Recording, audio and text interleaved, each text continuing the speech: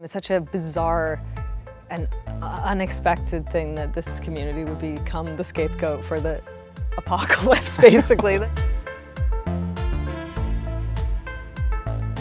In this episode, I'm so excited because I got to sit down with Mae Martin, someone who can kind of do everything, whether it's their art or their music or their comedy or creating a whole world in the new Netflix series Wayward, which stars Toni Collette. It's a wonderful conversation. We get into a lot. I'm so excited for you to watch it. Mae Martin. Hello. I'm so excited that you're here. I'm excited to be here. This is so cozy and lovely. You know, you're a very impressive person for many, many reasons that we'll get into, but I think number one for me, you have two shows. The first show, Lisa Kudrow is your mother. Yes. The second show, Toni Collette is your nemesis. Yeah. This is such you're a Parker Posey away from having like a clock watcher's hat trick. I know. Yeah. I know. I mean, what can I say? I love iconic women. I mean, Toni is on my shirt. Oh my God. Yeah, that's incredible. I'm a huge Lisa Kudrow fan too, but yeah. For the reasons of this particular interview, Toni. Oh my God. I mean, from Muriel's Wedding on, she's a legend. I know. We were all very excited and nervous for her arrival on set. We'd already been filming like 2 or 3 weeks, and I just rewatched everything she's ever done, and I wish I hadn't, because it just made me so much more nervous, because I was like, she's flawless. She's incredible. I know moving back to your hometown wasn't exactly our plan. We deserve this for us and our baby. This is Tall Pines. Not a whole lot happens around here. We have a minor unidentified. I can't go back. When you went to the academy, how intense was it? Evelyn likes to be involved. I just finished it last night. Oh, I you watched did? the entire thing. Oh Yeah. my God, did you like it? I loved it. Thank And it also you. was just like normally they just give you 3 or 4, and for Yeah. a show like this, I would have been kind of mad Yeah. because I mean, we won't give anything away, but lots of stuff happens. No, I'm glad. It's so vulnerable that, like, I've just been in this bubble, you know, making it, and then now that people are seeing it, you're like, I feel so needy being like, did you like it? But the fact that people are binging it is great. I do want to briefly go back to Feel Good, only because I believe it came out like March 19th, 2020, and you've probably been over this a few times, but it was the first thing that I watched when all of that happened. In the pandemic, yes. So it was just such a comfort to me in that moment. So I just thank you very much for that. That's amazing. I feel like the pandemic either broke people up or made them fall in love and have kids and stuff. And then, I think people had an intimate relationship with Feel Good because it came out in the pandemic, and it was like, everyone was in their little brain bubble. So obviously going from Feel Good to Wayward, very different show. Yeah. Just tell me a little bit about why you wanted to sort of make this twist to a very different genre that has very little in common with Feel Good. Yeah, it's weird because to me they're kind of in the same universe because they come from my inner world. So they're thematically linked, I think, and genre-wise very different, and Wayward's much more ambitious and the scale is much bigger. And a lot of my stand-up is about processing my teens and, adult characters processing their teens.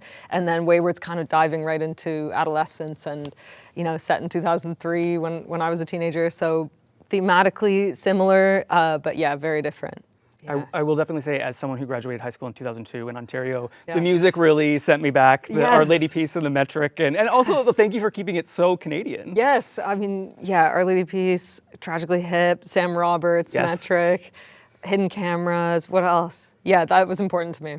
Well, it definitely shone through, and I appreciate it very much. And I'm sure so many other people will too once they get to see it. I hope that the millennial Canadians feel particularly seen, but I definitely, like the teen cast, most of them were born after 2003, so I made them a playlist, and I tried to immerse them in Canadian culture. This is a thriller. We don't often get to see a transmasculine hero in a thriller like this. I really appreciated getting to witness that. Thanks. Just talk a little bit about how important that was for you to do. Often trans characters are either they're sort of going through extreme trauma and battling bigotry, or they have to be perfect. And I like that Alex is a very flawed and complicated person. I don't see him as a hero. He's definitely your way into the story and kind of the eyes of the viewer as he figures out the mystery, and his heart's in the right place, but man, he makes some bad choices, and maybe more anti-hero, but anti-hero, for sure. Yeah, hopefully if people relate to him as a character and get attached to the characters, then by the time the middle of the series rolls around, you can have a really subversive sex scene or something and change some minds, and hearts. I suspect that you will. I hope so. Yeah, I feel proud of that. Yeah. And also getting to, this is such an ambitious project, but then you got to come back home to shoot it. It was shot like in Millbrook, is that correct? Yeah, Millbrook and Oshawa and like near Cambridge. And yeah, I spent my teens in Toronto, so it was doubly immersive for me to be on like those same streets. And it was the longest I've been back home since I was about 21. Like, wow. Yeah, 6 months here and reconnecting with people, and I loved it. Except this time, Toni Collette's with you. Oh my God, yeah, and actually, because she's a tourist in Toronto, it made me appreciate the city so much. Like, we went kayaking under the full moon. Really? Yeah, we did that again 2 days ago under the eclipse. We went and yeah, different restaurants and stuff. It was great.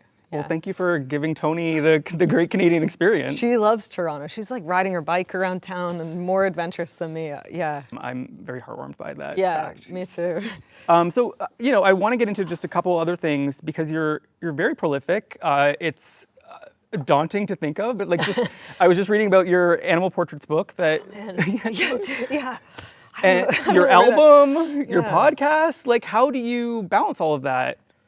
I don't know. I think I always have a lot of plates spinning, and that's how I work best, I guess. And trying not to plan. I don't have like a 5-year plan really. Like, it's just whatever in the moment is really like speaking to me. The animal paintings is a very weird left turn. I don't know. In the past year, I started doing those paintings and really enjoying it. They're objectively not good, but there's like heart to them, I think. And then I'm selling them for charity for Doctors Without Borders, and that's been really fun. It's making me want to do a kid's book or something. You should. Yeah. I mean, it yeah. seems like the sky's the limit with you. Oh, thanks. Yeah. Or it's like I have beginner's luck with each medium, and so then I have to do a different medium so that I don't ever get the second album syndrome. But you just proved that wrong with Wayward because this is your second show. That's true. Yeah. Okay, yeah, cool. It also seems to me, just from sort of observing you on Instagram or whatever, that a lot of your work and a lot of the stuff you're doing is very community-based, like the podcast that you do with Fortune and Tig, and then also like Mae Martin and friends at like the Largo. Yeah. I'm trying to remember these LA terms. But Yeah. But it seems like you're like, which is kind of like goes against what a lot of people think of like when you're starting your career, where it's very individualistic. It seems like you are really like tying yourself to largely like other queer people in the community, and you're building this success together.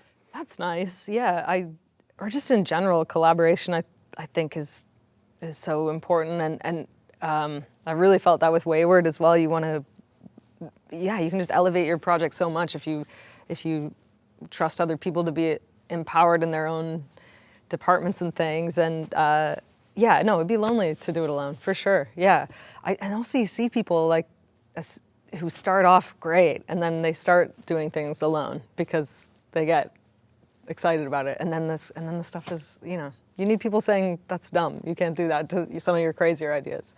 If they're people you trust who have similar taste. And also, like, you're living in America Yeah. right now in a very, you kind of moved to America right when it started getting great. Yeah. And that must, like, you'd like to have support systems around while you're trying to pursue a career as a public-facing queer person in a world that is increasingly hostile towards that. I know, isn't that so dark that we have to say that? Like, growing up, it was, It Gets Better was the big campaign, and now I don't know that we can confidently say that, which is so depressing. But yeah, community is very important, and yeah, but it is a scary time for sure. Like I